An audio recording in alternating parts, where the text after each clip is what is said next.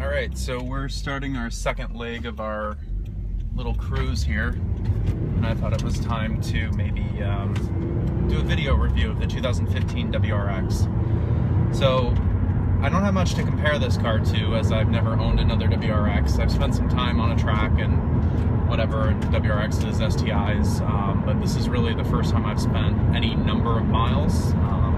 Covered about 41 miles so far today.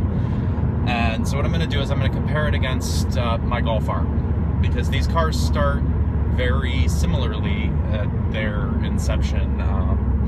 Both cars are 2-liter 4-cylinder turbos, both cars have 256 horsepower, both cars are all-wheel drive, both cars have 6-speed manuals. But what I'm going to do first, I'm going to trash my Golf, because there are a lot of things about the R that are not like this car. This car is a significantly better all-wheel drive system with full-time all-wheel drive versus the reactive all-wheel drive system in the R. Also, this car has a much lower center of gravity, given the fact that it has a horizontally opposed engine, and it sits much lower in the chassis of the car. The drive system is symmetrical, there's perfect balance, side to side, just a much better setup than what Volkswagen uses in the Golf R. So that's about as much as I'm going to diss my Golf. Now granted, the R is way not stock.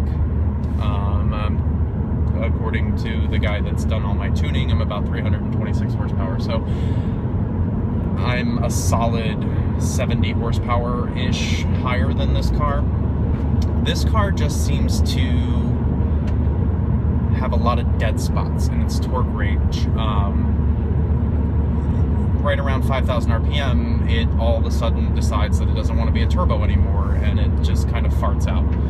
It's very flat, and not flat as in good and balanced flat, flat as in I'm going 55, I'm going to shift into third, and here we are. Now I'm going 76, and that took a long time.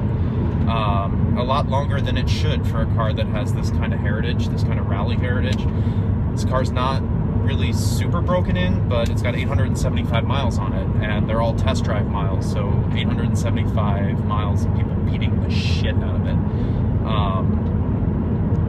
I have to say that I am not really as impressed with this car as I thought I would be. Even before I modded the Golf, the suspension felt better. I want to like this car, but I want to get it back to the dealership and get back in my Golf.